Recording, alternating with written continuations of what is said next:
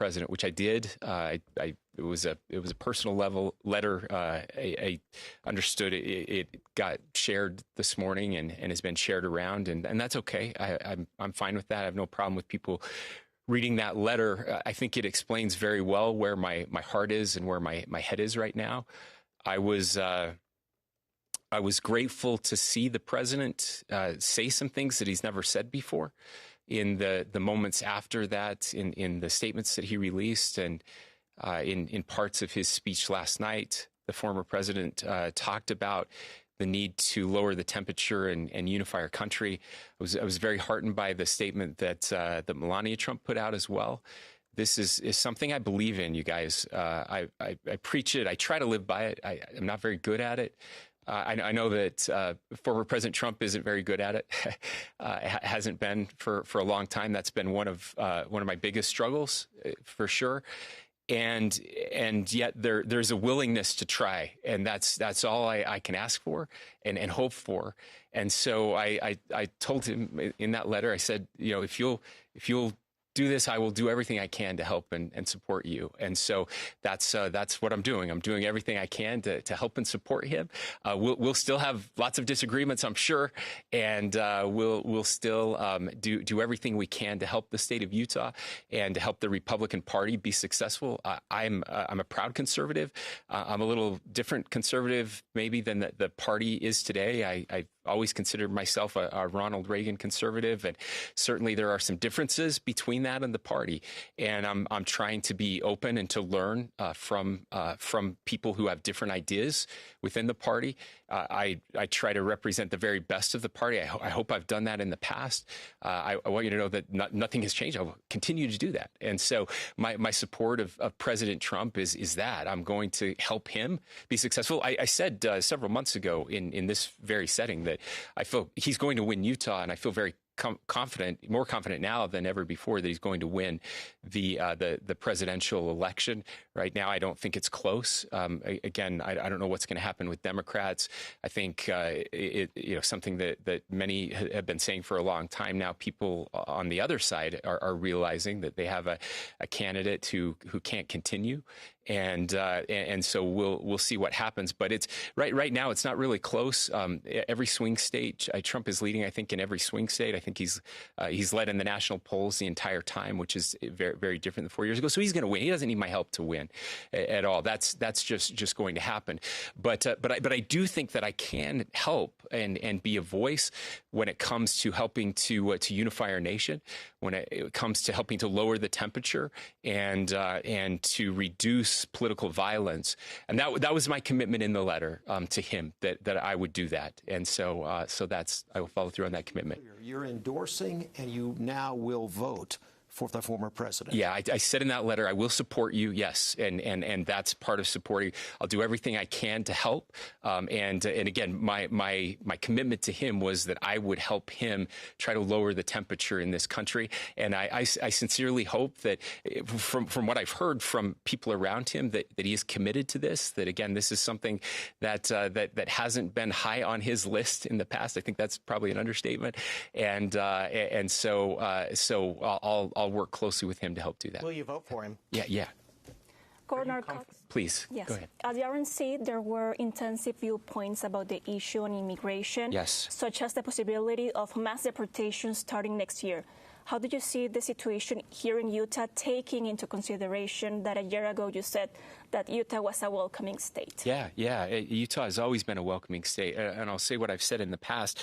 And I think again, what we heard from former President Trump, what we heard from the newly nominated candidate for vice president as well, Senator J.D. Vance, is exactly what we've been saying, and that is, look, we have to figure this out. This is a massive problem. We have to secure our border, and I want to thank my fellow governors on the left who have said the same thing. I now have governors I never thought I would hear governors, Democratic governors, saying that a top priority is to secure the border, and so we absolutely have to do that, and then we also have to fix legal immigration.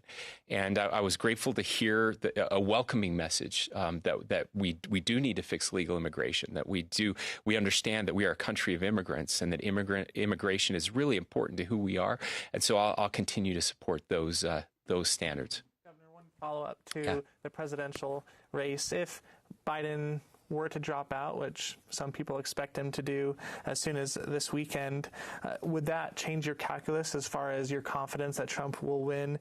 That's a good question. I don't know that it would change my calculus. And again, none of this was based on a calculus. This was all based just on these intense feelings that I've had over the course of the past week and the past year. But I don't know. I mean, I will tell you, just as a student of politics and of history, it's a wild time out there. There will be books written on just if that's true, if President Biden does drop out. Now we're talking kind of 50-year history timeframes, maybe going back to Nixon, the last time we had. I recognize those are very different, but a sitting president who's not even a candidate, and to do it so late, I'm more curious in how they pick if that happens. Who comes next? I don't know how that would go about. I think it's been pretty clear from polling that the vice president, Vice President Harris, also is not very popular, and so I don't know that would change any calculus at all. But the idea of an open convention is just wild. As again, as somebody who studied political science at Utah State, we never thought we would see an open convention again. Those were things that happened in the past, maybe 1952, contested in 1960 or whatever. I don't know. It's been a long time, but this is the stuff of Lincoln showing up and having multiple votes over the course of days. I have no idea what that would look like. I don't know how they would pull that off. Modern conventions are not set up for that type of thing. The modern rules of convention are not really set up for that. And so all I can say is, and there's new reporting today that says that President Biden is not going to drop out. So I don't know what to believe anymore or what's going to happen, but it should be fascinating. And if the Democratic nominee were to be a candidate like Maryland Governor Wes Moore, who's kind of embraced a disagree, better approach to turning down the temperature of politics in the country, would you prefer to see that kind of candidate? Well, I think that would be good for the country, whoever they choose. It would be good to have someone who is, again, committed to lowering the temperature, to reaching across divides, to trying to represent all of America instead of just half of America, as President Trump said last night. I think that would be good for both parties. I've long said that there's a market failure happening in both parties, that neither Americans weren't happy with either candidate from the major parties. I don't think that's changed.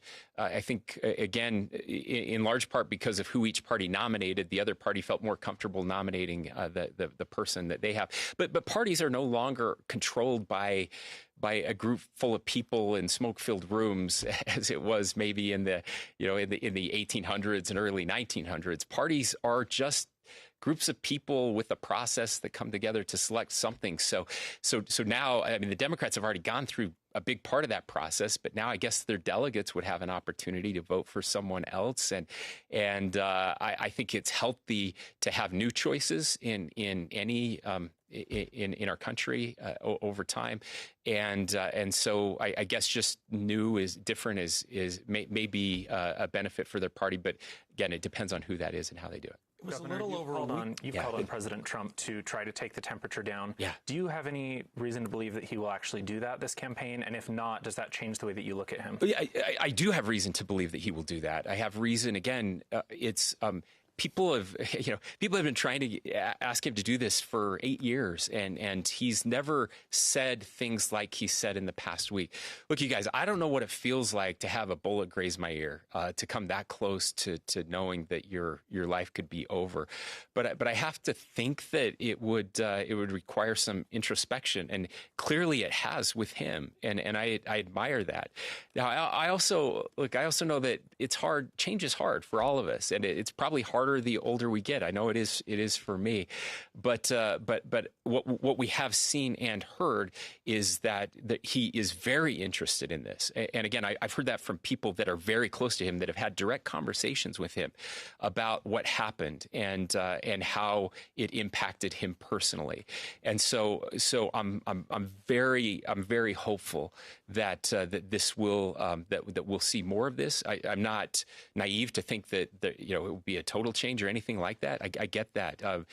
He's a flawed person. I'm a flawed person. He's a flawed candidate. I'm a flawed candidate. And so, but I am, again, I've made my commitment that I will do this, and as a man of my word, I'll follow through with that commitment.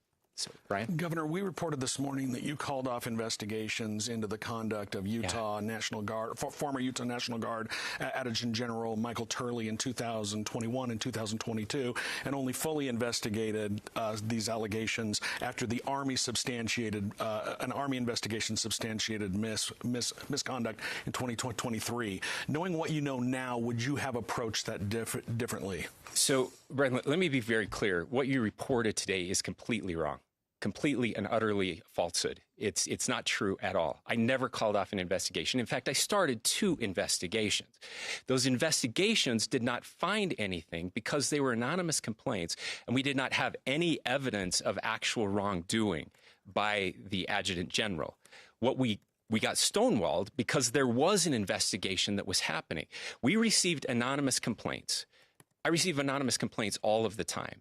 The first one did not say that there was actual misconduct by the Adjutant General. What it said was that there was a cultural problem and that there was concern that he had not given the maximum penalty to someone else.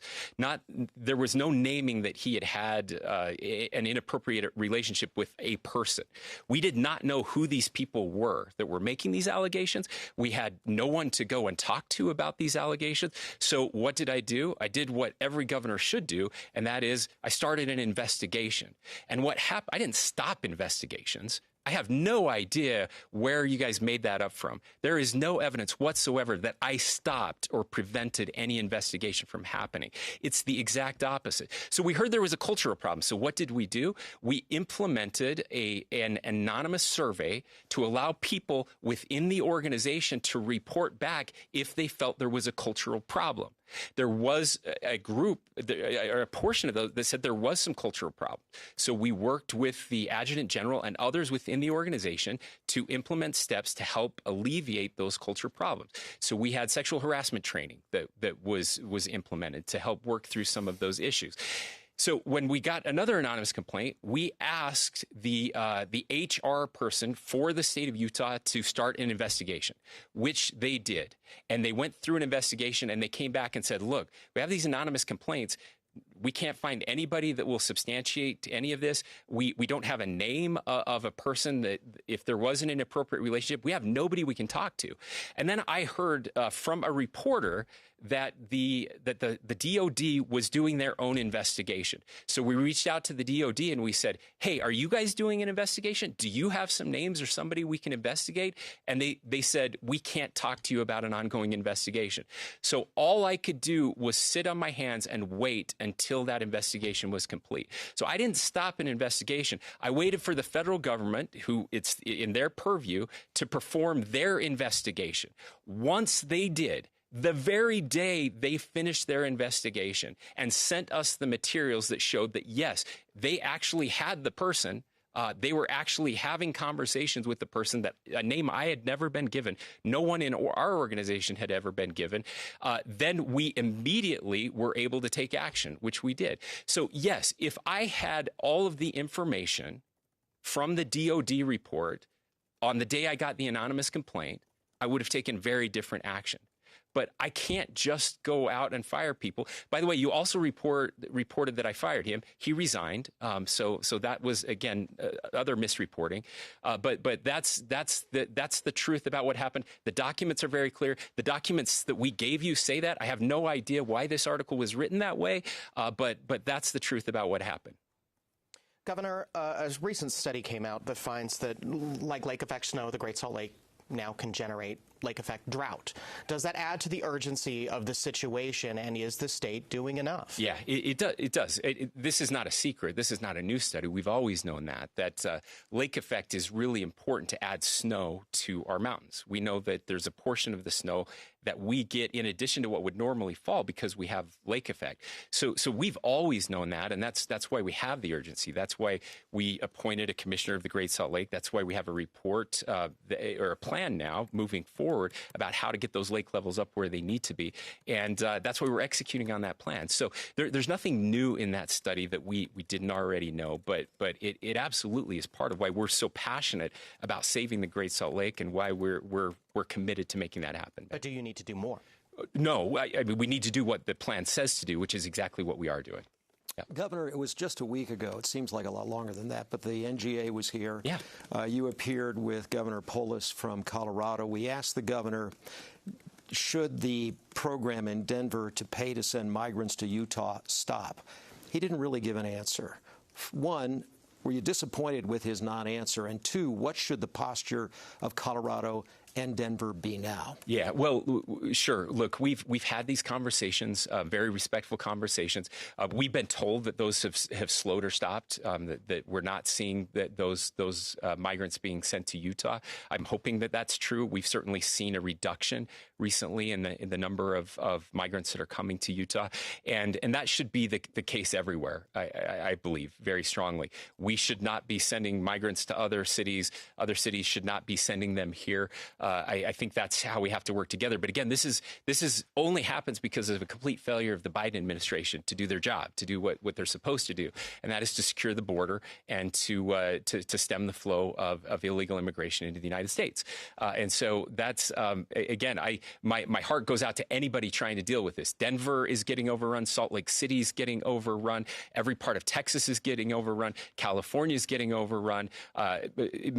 Minnesota, Wisconsin, every state is dealing with this. Every single governor I talk to is dealing with this. I was talking to the governor of Montana. The same thing's been happening up there. Buses and planes have been moving immigrants there. This is every state's a border state, and it's very problematic. So what should the posture of Denver and Colorado be in terms specifically now? Granted, the numbers may have slowed. The posture should be that we're not sending immigrants to other cities. Okay. And that should be the same for Correct. Everybody, yes, including Utah. Has Utah done it? No, we have not. Yeah. Governor, what can be done to help school districts like in the Harriman area in Utah with a drastically increased number of English language learning students because of this immigration surge? Yeah, again, this is the problem, that just the weight that this puts on all of us everywhere. And so we need to get resources where they're needed, and that's what we're working towards. And again, working with the federal government as well. This is a federal problem. The Constitution is very clear that immigration is in the purview. If they left it up to the states, we could have solved this already. Happy to solve this. We have no problem solving it. I could solve it by lunchtime with my fellow governors, but the Constitution doesn't allow us to do that. With an Olympics announcement. Go ahead. Go ahead, please. Governor, the Project 2025 initiative calls for the repeal of the Antiquities Act and suggests adjusting some monuments in Utah. You've been critical of federal public lands policy, but do you support repealing the Antiquities Act? What I support, I don't support a complete repeal of the Antiquities Act. I think the Antiquities Act has value. The problem is that the Antiquities Act has not been used the way it was intended to be used. The Antiquities Act was meant to protect very, very particular antiquities. I mean, it's right there in the name. It was not meant for large-scale, million-acre deployments. I mean, that's just not what this was supposed to do. These large landscapes, and so what I support is a return to the intent of the Antiquities Act. That's the lawsuit that we're working on, that will eventually get to the Supreme Court. We're getting close there, and I feel very confident that the Supreme Court will look at this and say that yes, the presidents have not followed the Antiquities Act the way it was intended to be followed. They've breached that, and they'll be hopefully held accountable. So I would love to see that. What I would say is I believe that there are some states, and correct me if I'm wrong, that have some exemptions to the Antiquities Act where Congress has to approve it. We would love something like that for the state of Utah, because we've been, again, kind of the pincushion for Democrats. Whenever they need an environmental win, they just approve another monument in Utah. And I don't think that was ever intended. Governor, after the... Please. Going back to immigration, Venezuela's presidential elections will be in less than 10 days. We have a huge Venezuelan community here in our state seeking asylum. There are fears of Nicolás Maduro interfering or stealing those elections. Any comments to those Venezuelan residents who live here in Utah? Yeah, well, we love our Venezuelan residents who live here. I know many of them. They're wonderful people. We're obviously deeply concerned about elections in other countries that could have impacts abroad and impacts here. We're hopeful that the Venezuelan elections will go as planned, that there won't be any violence, that the Maduro regime won't cause any more problems than they already have, and that the people of Venezuela will be able to choose their leaders and live there peaceably. Okay, we Another are question out of over time here. right now. Sorry Ben. for our television We'll broadcast portion. Thank you so much for joining us for the governor's monthly news conference. So sorry. Ben. Go ahead. After the Supreme Court's ruling on ballot initiatives, are you still comfortable with the voting maps the legislature drew? Well, look, there's still a process to go through there. I just have to be clear that while there was a monumental decision, I don't want to underscore that decision at all. That's still being litigated, and because it's still being litigated, there's not much I can say publicly about it. So, but the case will go back to court now, back to the district court, and the district court will then have to make a decision if there was, I believe, a rational basis for the state to change, not just or not to draw those maps, but to change the actual initiative itself. And so that there's a lot that remains to be seen there. I am concerned, as I said in my statement, about the repercussions of this decision by the court. But I also respect the separation of powers and the court's ability to interpret the Constitution and make those decisions. Are you considering judicial reform or reforming the initiative process in the wake of that gerrymandering decision? Not right now. I haven't had any conversations about that. I'm sure as we move towards a legislative session, we'll understanding now that laws that come out of the initiative process, and I want to be clear that this is just laws that affect kind of the form of government, not laws that affect policy, although the court left that to be ruled for another day.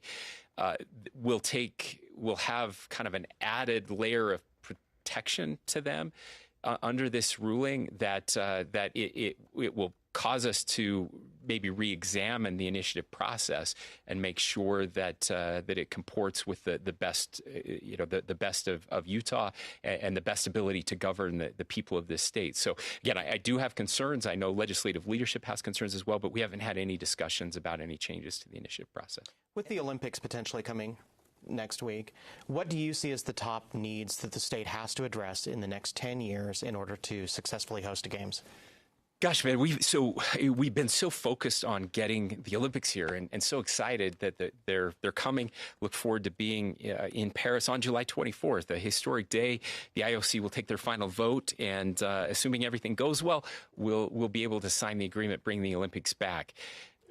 But the good news is that unlike 2002, we could host the Olympics in 6 months if we had to. I mean, we have the venues. The venues are ready to go. We have the people. We have the leadership. We have the volunteers. We have the transportation systems. We have the village. Everything we need to host the Olympics is right now. So it's less about concerns about what we have to do to get ready for the Olympics, and more about what we want to do to get ready for the Olympics. What do we want this state to look like 10 years from now? What things have we been kind of dreaming about or thinking about? And now we have a goal out there. We have something that we can look forward to. I will say that I believe the transformation of downtown Salt Lake City is the biggest thing that we could be working on right now. And I appreciate that Salt Lake City and Salt Lake County have been so engaged. I know Salt Lake City has voted to move forward with the plans to change downtown, at least those 3 blocks, working with the SEG group. And I would say, again, just only part of that has to do with hockey. And most of it has nothing to do with hockey, but with something that should have been done a long time ago that we're all very hopeful can be done now, and making sure we can get that done. I think there are transportation issues for sure that we want to improve as we grow as a state. Those kind of east-west corridors are not as strong as the northwest corridors, north-south corridors. We want to make sure that we're expanding transit wherever we can, and maybe hastening some of those transit projects that would make sense. We want to move forward on our trails project, getting people from one city to another in, walking, running, biking. E-bikes are a big thing now. Give people an opportunity to transit in new and different ways, making sure we have safe paths for them, I think is going to be very foundational to what we're doing. But those are a couple of the issues that I think we should focus on. Governor, with that said, the initial budget that has been proposed for the Olympics does not include any infrastructure beside upgrading the venues that are already in place. Right. Have there been initial conversations with the federal government about what other funding mechanisms and transportation projects you would like to see, or is that coming after the That will come after. Yeah, we've not had those conversations yet with the federal government, and I always like to remind people, like, it's not just Utah winning the Olympics, it's the United States of America winning the Olympics, and we get to represent this country to the rest of the world. And historically, the country has played a role in helping us to get ready for those, and so we'll have those conversations with the Secretary of Transportation and others once we've secured the actual bid. Governor, there seems to be turmoil within the Utah State Athletic Department with the firing of the head football coach and 3 members of the athletic department. After an investigation, the university has said these relate to Title IX violations, but beyond that has not elaborated. Should the university be more transparent? Well, I think there will be a time and a place for that, for sure. The university has a process they have to work through, and part of that process, as I understand it, was a notice to the coach, and then a 15-day period before they could actually take any further measures. And so they've been working through that process for sure. I've been told that this investigation has been done, that they feel very confident, that the school administrators feel very confident that they made the right decision in light of that investigation. And I'm sure that further details will be released as appropriate and in the appropriate time. In terms of the investigation results, the report, should that report be reviewed by another entity, say the University Board of Trustees or even the Board of Regents, to ensure that it was conducted fairly and that the results are sound? Yeah, I think my understanding is that the investigation was done by an outside entity, that it was not done by the school itself. And so that's really important. I also believe that the findings of that report have been communicated with the trustees, that they were made aware of everything that transpired, and that they supported the administration in taking these steps. That's my understanding. Governor, much of the state is in a lot better position currently with water than we've been in the last couple of years.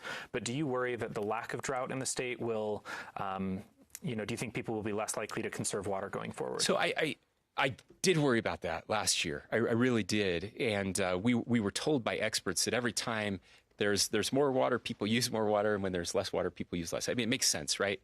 But last year was the first year where we had historic snowfall, and people did not increase their water use per capita. It was really remarkable, and so I believe that there has been a paradigm shift, Bridger, in our state, that people really are starting to get it, that it's not just a one-time thing, that we don't just, in a dry year now we have to be careful, that this matters all of the time. I think you can see that too by if you look at right now the level of our reservoirs, even though we're well into summer, we're towards the end of July now, the latter part of July, it's been a very dry July and a below average June as well.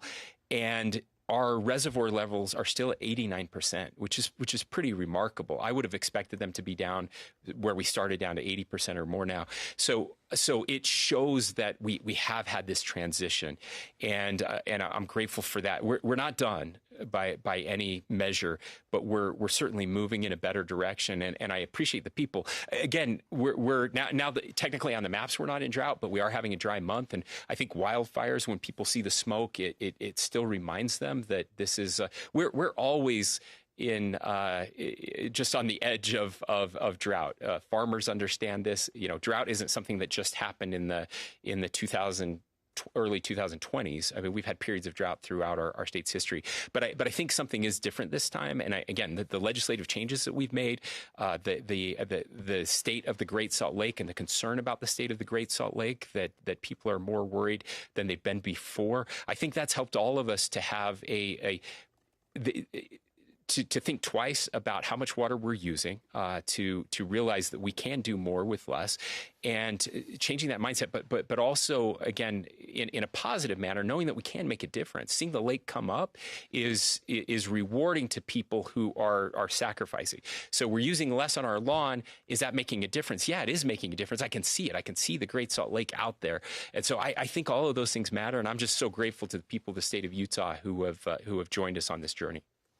Governor, there's more fentanyl being seized in Utah than ever before. There really is, Kyle, yeah. The DEA thinks that the state will break its record this summer. Overdoses are trending upward as well. What can be done at the state level? Like, what are some policies you can promote? This is one of the issues that we have been talking about this summer. We've had several conversations already.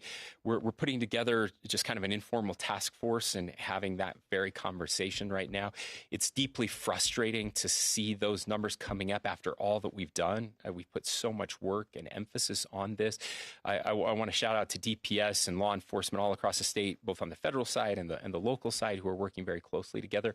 One of the reasons those seizures are going up is because we're putting more emphasis on it. We have additional patrols that are going out. We have narcotics units that are working specifically along the out by the kind of the Fair Park and the Jordan River. We've seen a significant increase in fentanyl trafficking that happening there, and so we're putting more resources behind it.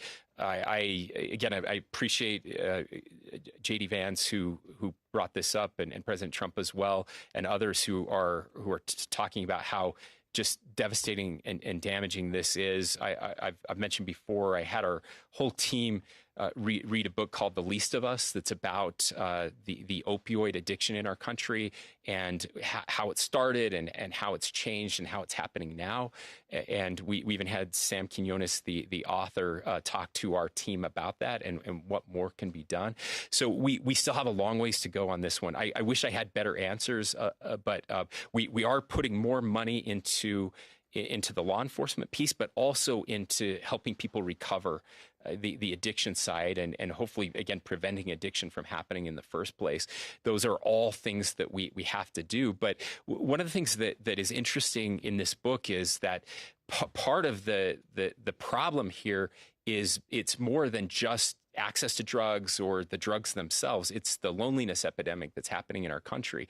As people lose community and they feel unmoored, the same problems we're seeing with social media, all of this is resulting in a very unhealthy culture where people are trying to numb their feelings of isolation and loneliness and rejection and looking for it in unhealthy places. Some of us find it on Twitter.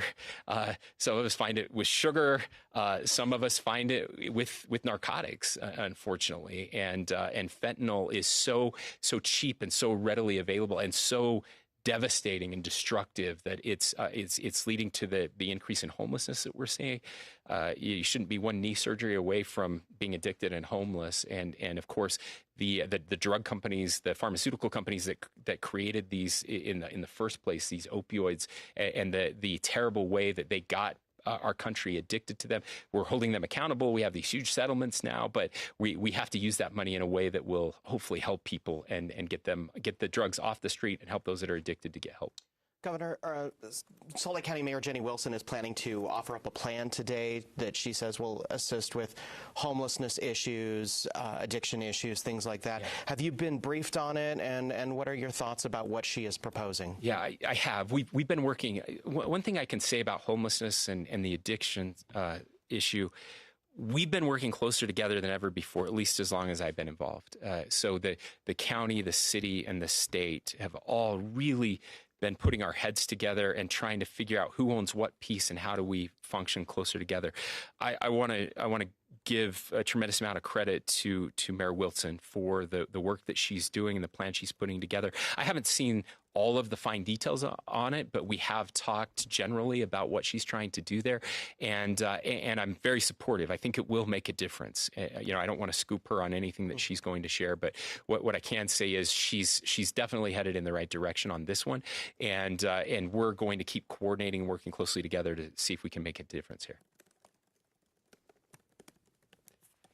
All right. Back to a question related to the Supreme Court ruling on the political districts.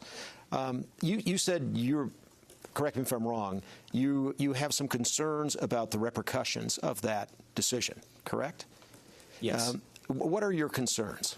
Well, you can go back and look at the brief I submitted, the amicus brief that I submitted during the lawsuit and the appeal to the Supreme Court, if you want the kind of the finer details of that. But I am worried again about our ability to govern as a state.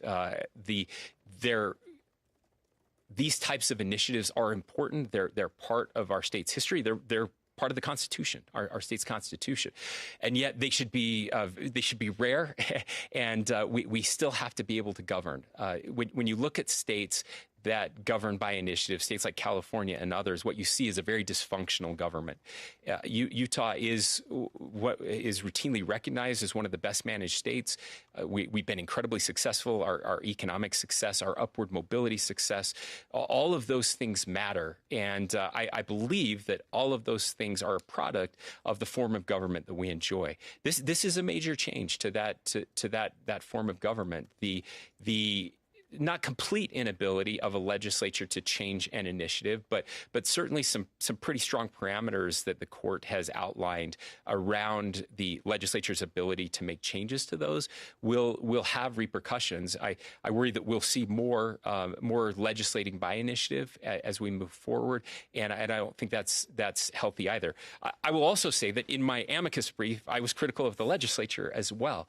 I warned that if you make too many changes to these types of initiatives that the people support, over time there's going to be a backlash, and I think that's part of what we saw was a backlash to some of those changes. But doesn't that speak to the desire of voters who say that their legislator isn't acting in their interests? It absolutely does, Ben. Yeah, it does. There's no question, and that was part of my warning to them. Yep. So medical marijuana, I know this is a hypothetical question, sure, admittedly, but had the Supreme Court decision been in place prior to the medical marijuana initiative, medical marijuana might have looked much different in the state. Yes? So I don't think so. And again, that was a distinction I made earlier. At least as I read this case, it only applies to initiatives that change the form or alter the kind of the form of government, not policy initiatives. Now, that question was not before the court, and I think the court, as courts do, very wisely decided not to rule on several issues. They leave those for another time and for another case. But they were very specific about the way that they delineated what kinds of initiatives this case represented. I don't think the medical marijuana initiative fits within that framework. I think that's a decision that has been left for another day. But at least as I read the case now, the legislature would still have unfettered ability to change that type of initiative, which is just legislation by the people. Right? Governor, back to the Turley investigation for just a moment.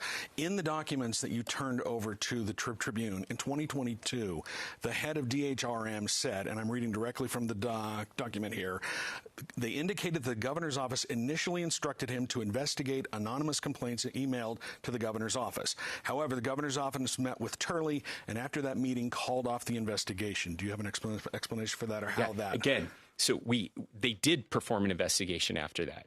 What we weren't calling off an investigation. What happened was we decided that the way to investigate that anonymous complaint was through a survey to the people. That was part of the investigation. So the investigation was the survey to the people. We got those surveys back. When we initiated a second investigation, when we got another anonymous complaint, they came back, and you can read that as well, and said, well, we've tried, we've investigated, we've looked at everything we can. We're not getting any feedback. We're not getting names. We can't go any further until the DOD cooperates with us, which they wouldn't do until 2 years later. Governor, some universities in the state are closing their cultural centers, even though HB 261 doesn't require them to do so. Yeah. What do you think of the reach that bill is having in Utah, and what's your message to some students who are losing these specific spaces? Yeah, so I'm glad you brought that up, because that's been a distinction that I think has been lost on a lot of people, that these were not required to be closed. But the question is, how are we going to use those resources? And we want to use those resources to make sure that we're helping everybody. And I think, as I've talked to university presidents and others in this space, they're going overboard to reach out to these students that are feeling impacted. We don't want anyone to feel marginalized or pushed out. That was not the intention at all of this bill. And so we want to make sure that they're creating new spaces, healthy spaces for people that again, it can involve all students and bring people together. That's critical. If you read the actual text of the legislation, I think you'll see that is making a huge difference in the way that we're approaching this. And that I think over time, it's obviously going to be a little bumpy. And we said, look, there are going to be some unintended consequences of this legislation. I've said that from the very beginning. The legislators have said that as well. So now as we're implementing, that's where we find out what was working, what's not working, how can we improve this and make it better. I suspect that you'll see as we head into the next months and into the next term, the next session, that you'll see some changes, that you'll see that there will be ways to make this better, to make more people feel included. And that's the idea. It's not to exclude, it's to include. Okay. I think we're going to give you some of your time back. Well, let me just end by saying this. I want to thank all of you for being here. Again, I know it's been a tumultuous summer. It's been an interesting time in our country. I'm grateful we had the NGA here last week. It was a very special time for the state of Utah to welcome people here, welcome governors from other states, welcome world leaders. The King of Jordan was here. By the way, brilliant human being, phenomenal person who is doing really important work in the Middle East, which is so tumultuous right now. We had President Zelensky here. We had others here. And everywhere we went and everybody we talked to, they mentioned how Utah stands out as an example to the rest of the nation and to the world. I'm proud of the people of Utah. I'm grateful for the people who dedicate their lives to trying to make this a better place. My commitment is to represent the state of Utah in the very best way I can, and my commitment is to always try to be a builder, to try to lift people up and bring people together. That's who we are as Utahns, and I feel very lucky to represent Utah. I hope everyone has a wonderful 24th of July where we get to celebrate the best of our state's history and our state's heritage. I know for some that feels like we're celebrating an event of things that happened 160, 70 years ago, however long it's been now. But whether you've been here for 6 or 7 generations or whether you've been here for 6 or 7 days, that spirit of pioneering, that spirit of innovation, that spirit of community, which they brought, which was very different than the traditional settling of the West. That rugged individualism was meant by an intense community of people coming together.